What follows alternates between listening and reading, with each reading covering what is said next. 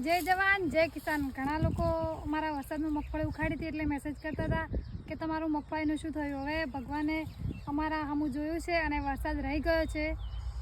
મગફળી આજે ફેરવવાનું ચાલુ કર્યું છે, કારણ કે આ ભાગમાં તો સૂકી છે પણ આ ભાગમાં થોડી આવી થઈ છે। બતાવો, લીલી વધારે છે એટલે હવે 2 દિવસ પછી ફૂંકાશે તો પરમ દિવસે લેવરાશે। આ જુઓ, મગફળીની બેઠક તો સારી હતી એટલે ચિંતા તો થાય જ ને કે વરસાદમાં આટલું બધું અમારું નુકસાન થાય છે। ઘણા લોકો એમ કહે છે કે તમે ડોકા ભેગા કરીને ફોટા પાડો છો। આ જુઓ, એક જ છોડ છે અને આ છે અમારી પિનલ સીડની મગફળી। તો વરસાદ હવે રહી ગયો છે તો ભગવાનનો ખૂબ ખૂબ આભાર માનું છું કે વરસાદ રહી ગયો અને અમારે મગફળી ઓછી બગડી।